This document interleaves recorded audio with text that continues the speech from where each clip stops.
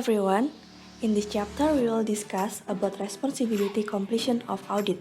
But first, let me introduce myself. My name is Kolastika Natania Adristi and my partner is Tabita Rahmahardeni. Okay, so let's start the discussion.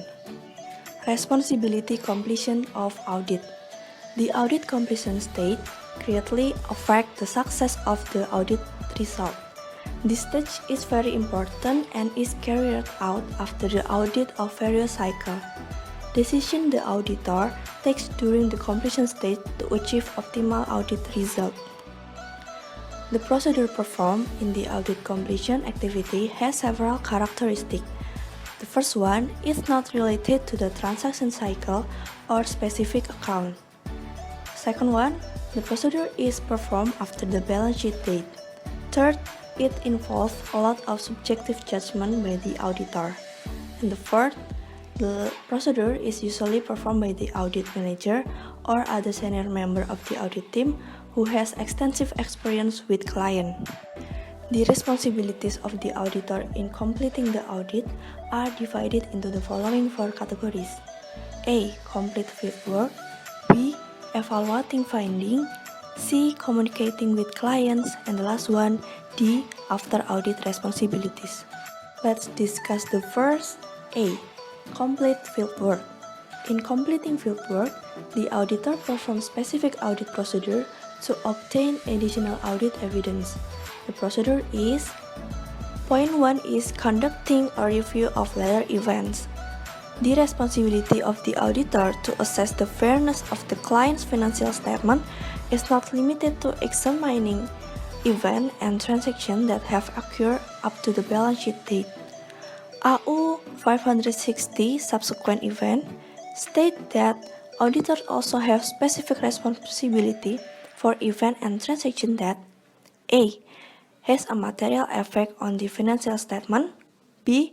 Occur after the balance sheet date but before the issuance of the financial statement as well as the auditor's report. Point 2. Reading the minutes of meeting. Minutes of meeting of shareholders, the Board of Commissioners and its subcommittees such as the Financial Committee and the Audit Committee can contain matters of audit significance. Examples such as the Board of Commissioners can authorize the issuance of new bonds, purchase of treasury stock, etc. The reading of meeting minutes is usually carried out as soon as they become available to give the auditor maximum opportunity to assess the significance of the audit. Point 3. Obtaining evidence regarding litigation, claims and valuation.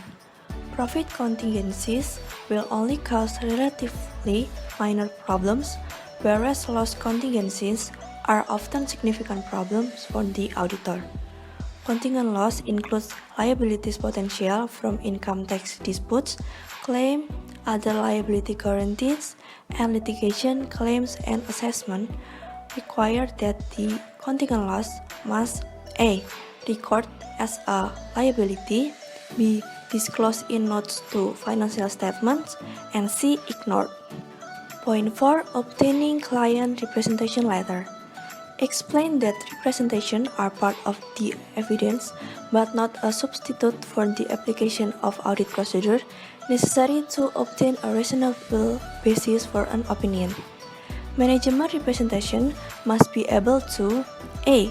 Confirming the oral representation given to the auditor, B. Documenting the continuing suitability of this representation, and C.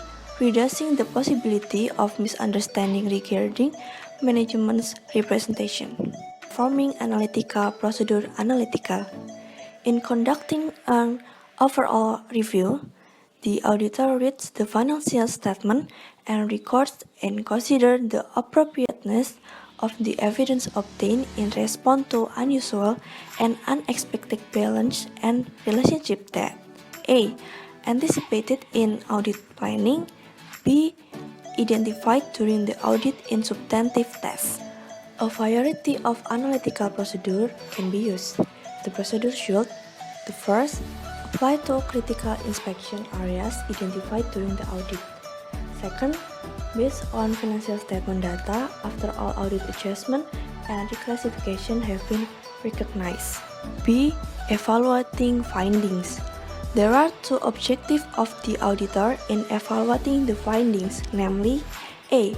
Determine the type of opinion that must be expressed. B. Determine whether GAAP has been met in the audit. There are 5 steps in evaluating the finding. First step is making a final assessment of materiality and audit risk. Essential prerequisite in deciding which opinion to issue is the final assessment of materiality and audit risk. The auditor's determination of misstatement in an account may include the following component.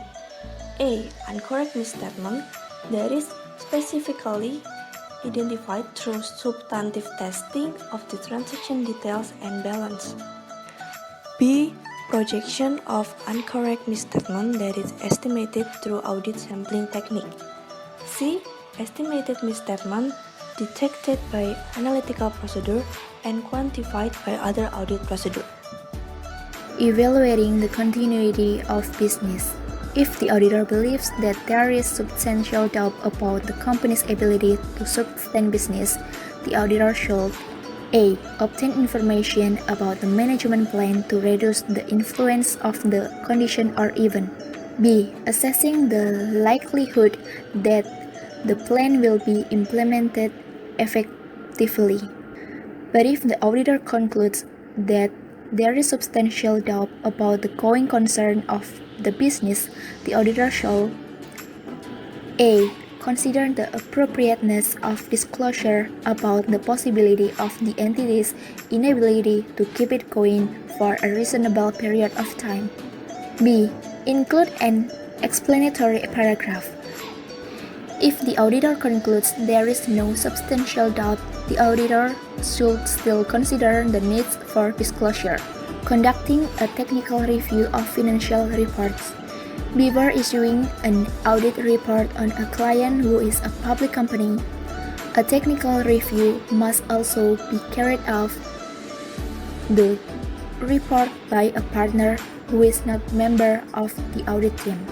The checklist includes matters relating to the form and content of each of the basic financial statements, including the required disclosure, formulating opinions, and writing audit report text. In completing the audit, the auditor needs to separate and findings by summaries and evaluating them for the purpose of expression an opinion on the financial statement as a whole. The final responsibility for this step rests with the partner performing the statement. Before making a final decision of opinion, a conference is usually held with the client, conducting a final review of work. This review is conducted to evaluate the work performed, the evidence obtained, and the conclusion made by the compile of the working paper. Additional review of working papers may be carried out at the end of field work by members of the audit team. C. Communicating with clients. Communication between the auditor and the client at the closing of the audit involves the audit committee and management. Audit committee communication discusses matters relating to A. Client internal control. B. Conducting an audit. Communicating matters relating to internal control. AU 32511 states that any published report concerning reportable condition must A. Show the purpose of the audit is to report on financial statement and does not provide assurance on internal control. B. Include a definition of the condition that can be reported. C. Distribution include restriction. Communicating matters concerning the performing of the audit. AU 380.0614 states that communication with the audit committee may include the following. A. Responsibilities of the auditor under GAAP. B. Significant accounting policy. C. The auditor assessment of the equity of the entity accounting principle. D. Management charges and accounting estimates. Significant audit adjustment. E. Significant audit adjustment. F. Difference of opinion with management. G. Consulting with other accountants. H. Important issue discusses with management prior to withdrawal. Preparing a management letter. The management letter includes comments on A. Matters relating to internal control that are not considered reportable condition. B. Recommendation regarding the management of research and value-added service recorded during the audit. C. Tax-related matters. D. After audit responsibilities. Subsequent events occurring between the date and issuance of the auditor reports. AU 530 stated that the auditor has no responsibility to make inquiries or perform audit procedure during this period to find material subsequent event. When adjustments are required and management appropriately modifies the report, the auditor may issue a standard audit report. The auditor may use multiple dates in the audit report. Multiple dates are the most common practice because a return date number of the entire report will extend the overall editor responsibilities beyond the completion of the field work. Finding fact that exceeded AU 591.08 states that the auditor should take the following steps to prevent further reliance on the report. 1. Inform the client that the auditor's report should no longer be associated with financial statements. 2.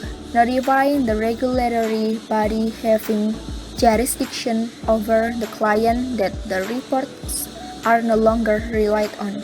3. Notify any individuals to be relying on the report that the reports are no longer reliable. Finding the omitted procedure. When finding a procedure that has been omitted, the auditor shall assess the importance of the matter for that matter is current ability to support the opinion expressed on the financial statements. Indicated if the auditor determines that his opinion cannot be supported and the auditor believes that people are currently relying on the report, then the auditor should promptly perform the omitted procedure or alternative procedure that will provide a satisfactory basis for his opinion. So that's all our presentation about responsibility completion of audit. Sorry if there was some mistake and thank you for watching.